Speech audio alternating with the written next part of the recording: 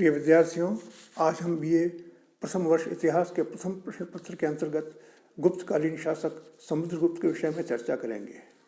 समुद्रगुप्त चंद्रगुप्त प्रथम के बाद मगध के सिंहासन पर बैठा था।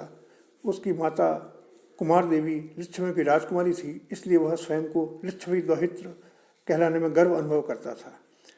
अभिलेखित साक्ष्यों के अंतर्गत समुद्रगुप्त की उपलब्धियों की जानकारी उसके मंत्री हरिसेन द्वारा प्रयाग में उत्कीर्ण कराई गई प्रयाग प्रशस्ति से मिलती है। यह प्रशस्ति प्रयाग के किले के भीतर अशोक के स्तंभ पर उत्कीर्ण है। समुद्रगुप्त का एरन अभिलेख भी उसके महत्वपूर्ण साक्ष्य हैं।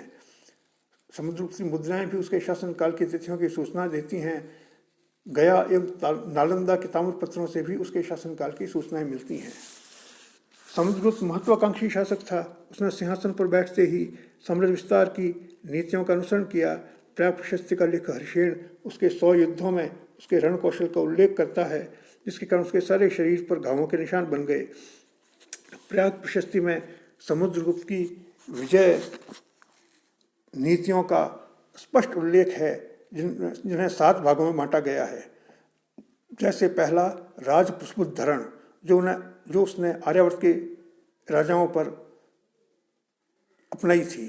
दूसरा, राजग्रहण मोक्षानुग्रह, जो दक्षिण भारत के राजाओं के प्रति अपनाई थी। तीसरा, परिचार की कृत, जो उसने मध्य भारत के 8वें राज्यों के ऊपर अपनाई थी। इसके अलावा उसकी अन्य नीतियां थीं भ्रष्ट राजवंश, राज्यत्व, संप्रतिष्ठा, आत्मनिवेदन, कन्योपायन, गरुत, स्वमदंग, स्वविषय। आत्मनिवेदन, कन्योपायन, गरुत मदंग, स्वविषय। प्रत्यर्पण, जो उसने विदेशी राज्यों के साथ अपनाई थी। इसी प्रकार से उसने सीमांत प्रदेशों पर विजय किया, गणराज्यों पर विजय किया, विदेशी राज्यों पर विजय किया और पाटलिपुत्र पर विजय करने के पश्चात ये सब विजय उसने आरंभ की। इनका क्रमिक वर्णन आर्यावर्त के नाग राजाओं पर उसने विजय की। इसके अंतर्गत रुद्रदेव, मतिल, नागदत्त, चंद्रवर्मन, गणपति नाग, नागसेन, नंदन, अच्युत और बलवर्मा नामक 9 राजाओं को युद्ध करके परास्त किया, जिनके प्रसिद्ध केंद्र मथुरा तथा पद्मावती थे। अच्युत नामक राजा अहिच्छत्र बरेली जिले पर राज्य करता था। नाग राजाओं को परास्त करने के बाद समुद्रगुप्त ने कोटकुलज नामक राजा को परास्त करके पाटलिपुत्र में प्रवेश किया। पाटलिपुत्र विजय गुप्तों के लिए एक ऐतिहासिक उपलब्धि थी। विंध्याचल क्षेत्र के 8वें राज्यों पर उसने विजय प्राप्त की। माना जाता है उस काल में जबलपुर तथा नागपुर के पास 8वीं यानी वनवासी राज्य थे। यह प्रदेश पर्वतों और जंगलों से भरा पड़ा था, इसलिए राज्यों को 8वें राज्य कहते थे। दक्षिणापथ विजय के अंतर्गत समुद्रगुप्त ने दक्षिण के 12 राज्यों पर विजय प्राप्त की। इन राज्यों को उसने अपने राज्य में सम्मिलित नहीं किया, अपितु उदारता का व्यवहार करते हुए विजित राज्यों को लौटा दिया। इन राज्यों ने समुद्रगुप्त की अधीनता स्वीकार कर ली, कर प्रदान किया। सीमांत प्रदेशों के विजयों के अंतर्गत उसने समतट बांग्लादेश, डबाक, आसाम का नवगांव, कामरूप आसाम और कर्तव्यपुर गढ़वाल में कुमायूं अथवा पंजाब का जालंधर क्षेत्र, इन पर विजय प्राप्त की। इनको समुद्रगुप्त ने कर दानाज्ञाकरण की नीति के द्वारा अपने वश में किया। गणराज्यों पर विजय के अंतर्गत गुप्त साम्राज्य के पश्चिम तथा दक्षिण पश्चिम में कुछ ऐसे राज्य थे जिनमें अर्ध प्रजातंत्रात्मक तथा गणतात्मक शासन व्यवस्था थी। इनमें मालव, अर्जुनयन, योधेय, मद्रक, आभीर, प्रार्जुन, सनकानिक, काक, खारपरिक आदि प्रमुख थे। इन राज्यों ने समुद्रगुप्त के प्रताप से आतंकित होकर बिना युद्ध किए उसकी अधीनता स्वीकार कर ली।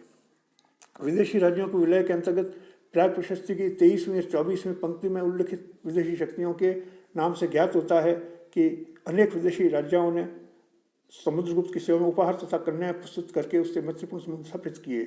इनमें कुषाण, शक, मुरुंड, सिंहल तथा अन्य द्वीपवासी थे, जिन्हें क्रमशः देवपुत्र शाही, शाहुन शाही, शक, मुरुंड, सिंहल द्वीपवासी और सर द्वीपवासी नामों से जाना जाता था। समुद्रगुप्त के राज्य की सीमाएं उपयुक्त दिग्विजय के फलस्वरूप उत्तर में हिमालय की तलहटी से दक्षिण में नर्मदा नदी तक तथा पश्चिम में यमुना तथा चंबल नदी से लेकर पूर्व में हुगली नदी तक फैल गई और दक्षिण के भी सब राज्य उसके अधीनस्थ थे। इस प्रकार समुद्रगुप्त ने अपने पूरे जीवन काल में कोई भी युद्ध नहीं हारा, वह अपराजित ही रहा। अपने दिग्विजय संपूर्ण होने के उपलक्ष्य में समुद्रगुप्त ने अश्वमेध यज्ञ किया, प्रयाग प्रशस्ति में इस यज्ञ का उल्लेख नहीं है। इससे अनुमान होता है प्रयाग प्रशस्ति अश्वमेध यज्ञ से पहले उत्कीर्ण की गई थी। समुद्रगुप्त ने अश्वमेध यज्ञ में दान और दक्षिणा देने के लिए स्वर्ण मुद्राएं ढलवाई।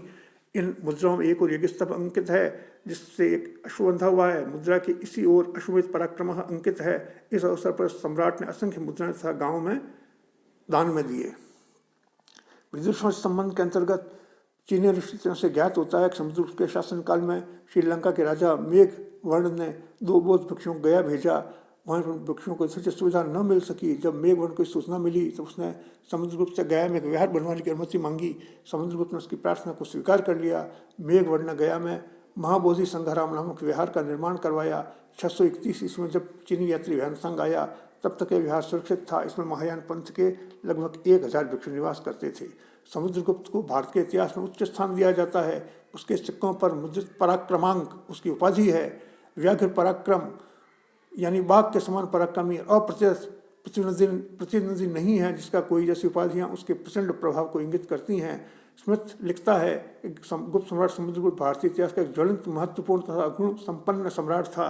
उसकी प्रतिभा बहुमुखी थी। वह न केवल महान विजेता था अपितु कुशल शासक भी था। वह राजनीति का प्रकांड पंडित और साहित्य कला में विशेष रूप से अनुरक्त था। आरसी मजूमदार के अनुसार समुद्रगुप्त की सैनिक विजय महान तो थी ही, उसकी व्यक्तिगत साधना भी कम महत्वपूर्ण नहीं थी।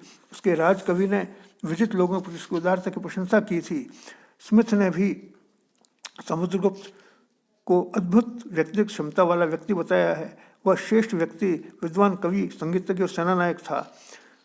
उसे इन रूपों में देखा जा सकता है जैसे कि महान विजेता, महान सेनानायक, राज्य का प्रकांड पंडित, सफल शासक, महान साहित्यानुरागी, महान कला प्रेमी।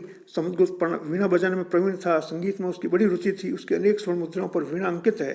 हरिशेन की प्रशस्ति से ज्ञात होता है कि उसने संगीत में नारद तथा तंबूरों को भी लज्जित कर दिया था।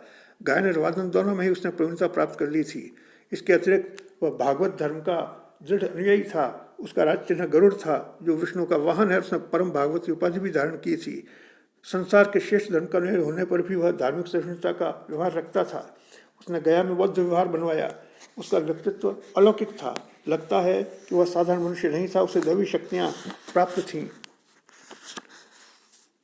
इस प्रकार समुद्रगुप्त ने अपने समय के अंदर गुप्त वंश को चरमोत्कर्ष पर पहुंचाया। प्रिय विद्यार्थियों, आज के वीडियो में इतना ही।